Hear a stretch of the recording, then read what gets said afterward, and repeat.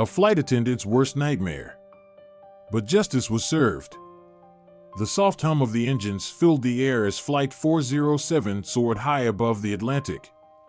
Passengers settled into their seats, some flipping through magazines, others watching movies on their seatback screens. The cabin crew moved efficiently down the aisles, their crisp uniforms spotless, their smiles warm and professional. Among them was Nia, a strikingly poised young woman with deep brown skin and sharp, intelligent eyes. She had worked as a flight attendant for nearly 5 years and had learned to handle all kinds of passengers, kind ones, difficult ones, and those who believed their wealth placed them above common courtesy. But nothing could have prepared her for what was about to happen on this flight.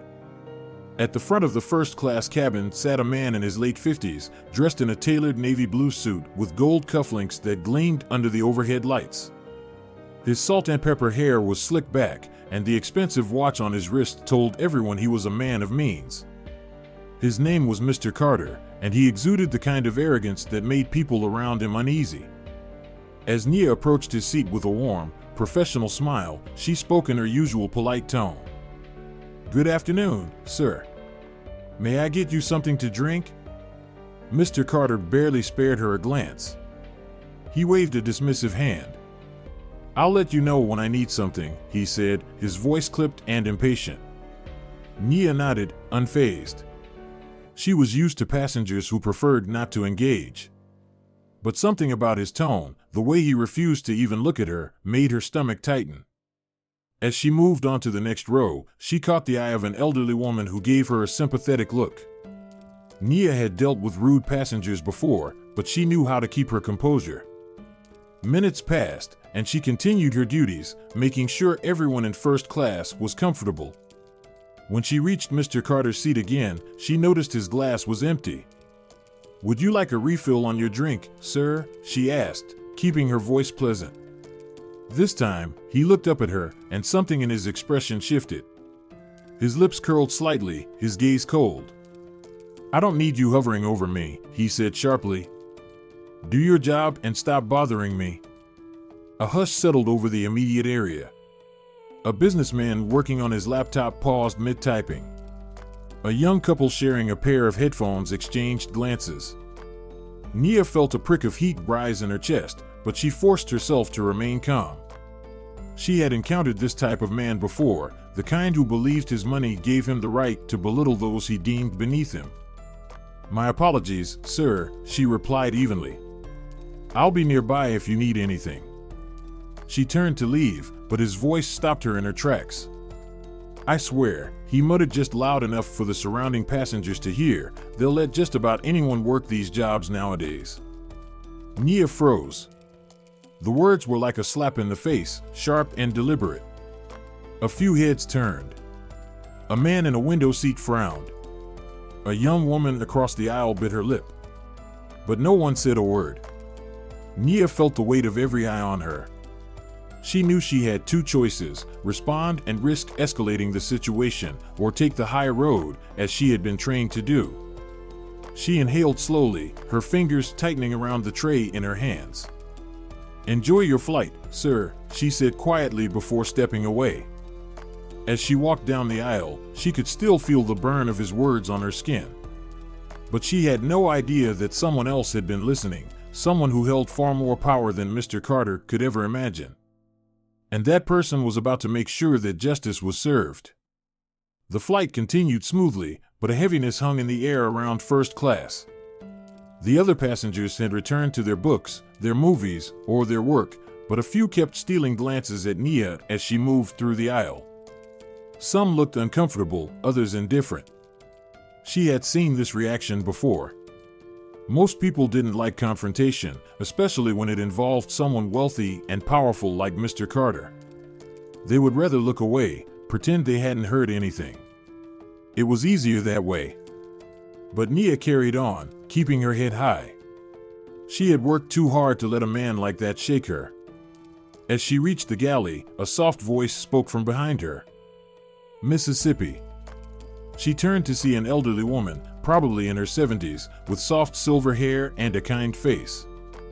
She had been sitting just a few rows behind Mr. Carter and had clearly witnessed everything. "You handled that well, dear," the woman said, placing a gentle hand on Nia's arm. "Some men think their money gives them the right to treat people however they want. But you didn't let him break you." Nia gave her a small, grateful smile. "Thank you, ma'am. I appreciate that." The woman nodded and patted her hand before returning to her seat. Just as Nia was about to turn back toward the galley, she noticed someone else watching her. A man in a tailored charcoal gray suit sat quietly near the front of the cabin. He had the air of someone important, polished, confident, and composed. His deep brown eyes followed her movements, not in a way that made her uncomfortable, but with a quiet curiosity. Something about him felt familiar, though she couldn't place where she had seen him before. She nodded politely before moving on, dismissing it from her mind. Moments later, the chime for service rang. It was from Mr. Carter. Nia sighed softly, preparing herself before making her way back to his seat. He barely looked up as she approached, simply holding out his empty glass. "Refill," he said curtly. Without hesitation, Nia took the glass and reached for the bottle of water on her serving tray. As she poured, Mr. Carter exhaled sharply, clearly impatient. "Is there a reason you're moving so slow?" he snapped. "Do they not train you properly?" Her grip tightened on the bottle, but she remained calm. "I'm sorry for the delay, sir," she said, setting the glass back on his tray table. He let out a scoffing laugh. "Pathetic. I don't know how people like you even get hired." The word stung, but before Nia could respond, a firm voice cut through the tension. "That's enough." The tone wasn't loud, but it carried the weight of authority. Heads turned. It was the man in the charcoal suit. He had set down his newspaper, his expression unreadable as he looked directly at Mr. Carter. "You've made your point," he said. "There's no need to belittle her any further." Mr. Carter's eyes narrowed. "And who, exactly, are you?" The man reached into his suit jacket and pulled out a sleek black business card. He handed it to Mr. Carter without breaking eye contact. As Mr. Carter's eyes skimmed over the name, his entire demeanor shifted. His face paled, his mouth slightly parted. Nia, standing nearby, caught a glimpse of the card before Mr. Carter quickly turned it over.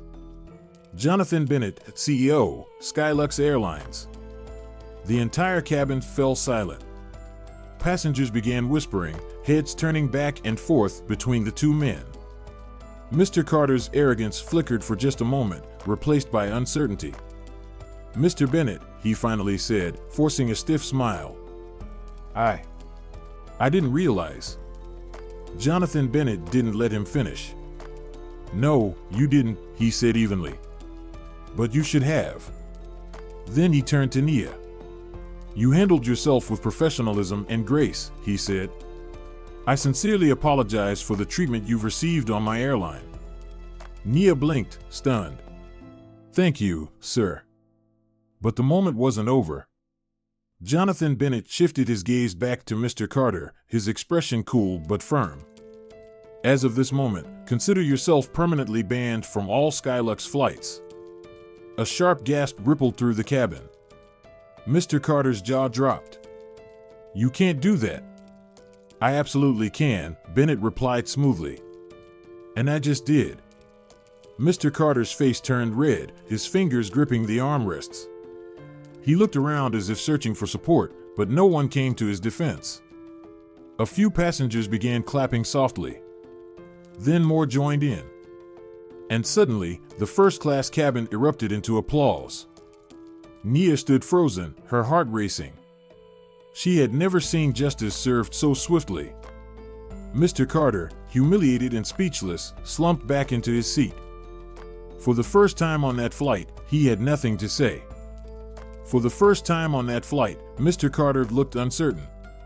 His posture stiffened, his fingers tightening on the armrests as he stared at the CEO of SkyLux Airlines. The murmur of passengers swirled around them. Some watched with open interest, others whispered to their seatmates, their eyes flicking between Mr. Carter and Jonathan Bennett. Mr. Carter cleared his throat, forcing a chuckle that held none of its former arrogance. "Mr. Bennett, let's not be hasty. I'm a loyal customer. I fly SkyLux all the time. Surely there's been some misunderstanding." Jonathan Bennett didn't smile. "No misunderstanding at all, Mr. Carter. I watched everything unfold. I saw the way you spoke to this young woman, the way you disrespected her not once, but repeatedly. That behavior is unacceptable, and I won't tolerate it on my airline." Nia stood motionless beside them, her heart pounding. She had faced discrimination before, too many times, in too many ways, but never had someone in power stepped in so swiftly, so decisively, on her behalf. Mr. Carter's face reddened. He looked around again, as if expecting someone, anyone, to come to his defense. But the first-class cabin remained silent. The businessman across the aisle, who had been working on his laptop, closed it slowly, watching with quiet amusement. The elderly woman who had comforted Nia earlier sat with her arms crossed, a satisfied look in her eyes. "I pay thousands of dollars to fly first class," Mr. Carter said, his voice lowering into something dangerous, "and I don't think I deserve to be humiliated like this." Jonathan Bennett leaned back in his seat, perfectly composed. "You're not being humiliated, Mr. Carter. You're being held accountable." The tension in the air thickened. For a long moment, Mr. Carter said nothing. Then, with a sharp exhale, he forced a tight smile. "Well," he said, adjusting his cuffs, "perhaps I'll take my business elsewhere." Jonathan Bennett nodded. "That would be best. But let me be very clear, SkyLux Airlines will never welcome your business again. Effective immediately, you are permanently banned from flying with us. If you attempt to book a flight, you'll find your account suspended." A collective gasp rippled through the cabin. Mr. Carter's expression twisted, the fake smile disappearing. "That's outrageous," he hissed. "I have friends in high places, you know." Jonathan's eyes didn't waver. "Then I suggest you give them a call. Perhaps they'll be willing to listen." Several passengers chuckled softly. A flight attendant from the other end of the cabin approached, clearly having overheard the commotion. "Is everything all right here, Mr. Bennett?" Jonathan nodded. "Everything is under control. But I would like to ask the crew to ensure Mr. Carter has no further needs for the remainder of this flight. If he requires assistance, someone else can attend to him." The attendant nodded immediately. "Of course, sir." Then, Jonathan turned back to Nia. "You've shown incredible professionalism today," he said. "And I want to personally thank you for it." Nia swallowed the lump in her throat. "Thank you, sir. That means a lot." He nodded, then lowered his voice just enough for only her to hear. "When we land, I'd like to have a word with you." Her heart skipped a beat. Was she in trouble? No, his tone wasn't stern. If anything, it was reassuring. "Yes, sir," she said, unsure of what else to say. Jonathan Bennett turned back to his newspaper as if nothing unusual had happened. But the entire flight crew knew this flight was going to be talked about for a long, long time. As Nia walked back toward the galley, she felt the weight of a dozen eyes following her. Some passengers gave her small, encouraging smiles. A man near the window raised his coffee cup in silent acknowledgement. And Mr. Carter? He sat in furious silence, his eyes trained on the seat in front of him, his jaw locked tight. For the first time in his life, money hadn't given him the upper hand. And it never would again, not on SkyLux Airlines. The rest of the flight was quiet, but there was an undeniable shift in the air. The balance of power had changed. The first-class passengers, once indifferent, now seemed more alert, more engaged. Some offered Nia kind glances as she passed. A man near the aisle, who had been silent before, gave her a small nod of respect. The elderly woman who had reassured her earlier smiled warmly as Nia walked by. Even the businessman who had been buried in his laptop gave her an approving look before returning to his work. But Nia barely registered their reactions. Her mind was too full, too overwhelmed. She had spent years learning how to endure moments like these. How to keep her head down, how to brush off cruel comments. She had mastered the art of swallowing her pride because it was easier than fighting battles she knew she couldn't win. Yet, here she was. And someone had stood up for her. Not just anyone, the CEO of the entire airline. That alone was enough to shake her. As she moved through the cabin, she caught a glimpse of Mr. Carter. He was sitting rigidly in his seat, his jaw locked, his knuckles white as he gripped the armrests. He hadn't spoken a word since his public humiliation. He wouldn't dare. When the captain announced their descent, Nia took a deep breath, steeling herself. She still didn't know what to expect when they landed. Jonathan Bennett had said he wanted to speak with her.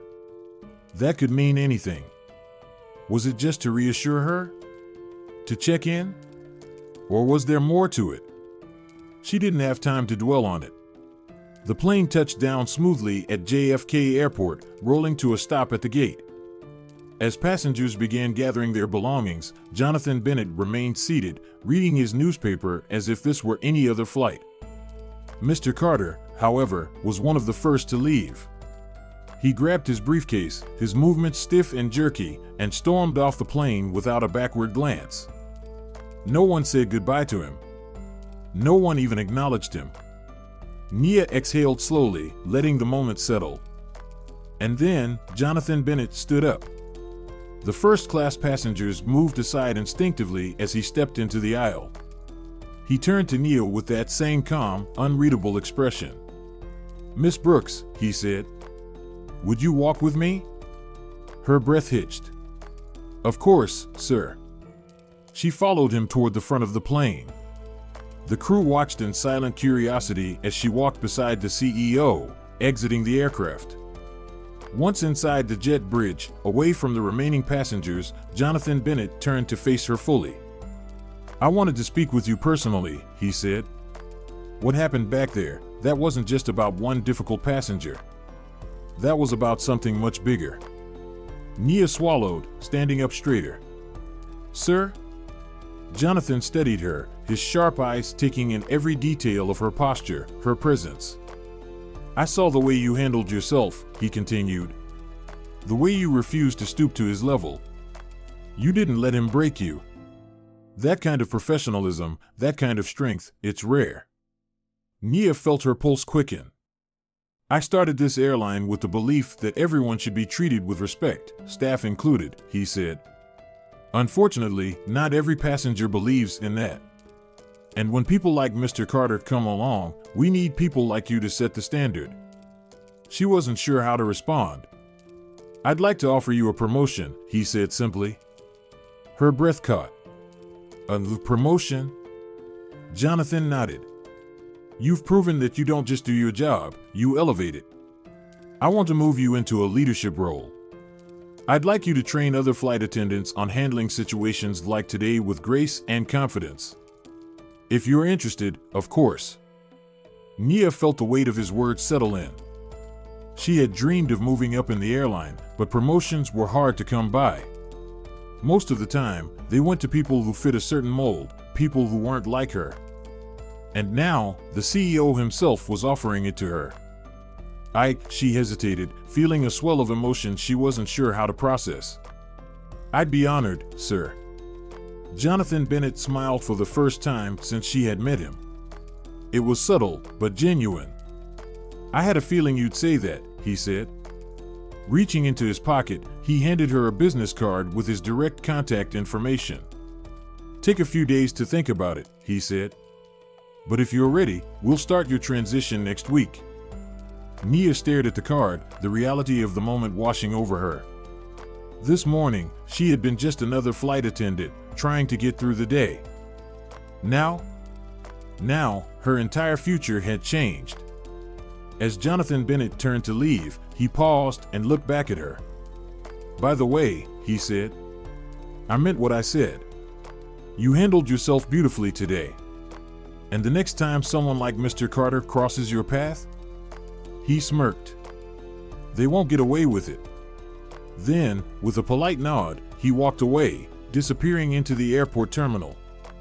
Nia stood there for a long moment, gripping the business card in her hand.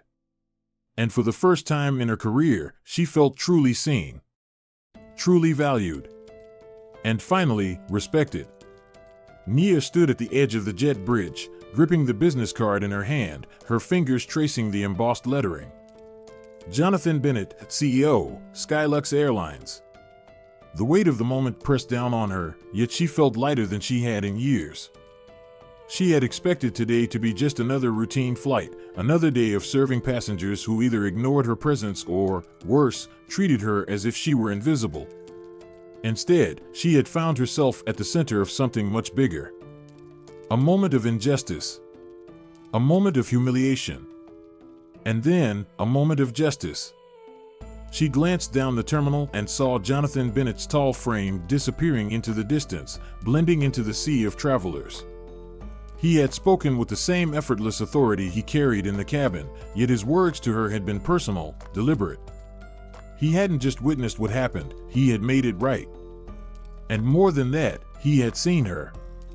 She took a deep breath and walked toward the employee lounge, the hum of the busy airport surrounding her.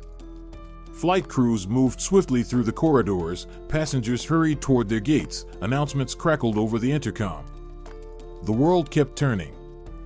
But for Nia, everything had changed. As soon as she entered the lounge, a few of her fellow flight attendants turned toward her. She could feel their eyes, hear the hushed murmurs. Word had spread, of course it had.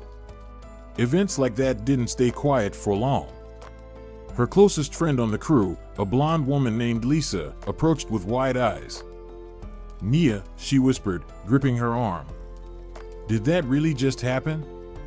Did the CEO just ban that guy from SkyLux?" Nia let out a slow breath. "Yeah, he did." Lisa's mouth fell open. "Oh my God. Do you even realize how big that is?"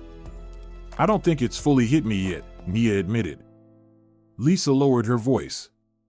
"And what was that about him wanting to talk to you after the flight?" Nia hesitated, then held up the business card. Lisa gasped.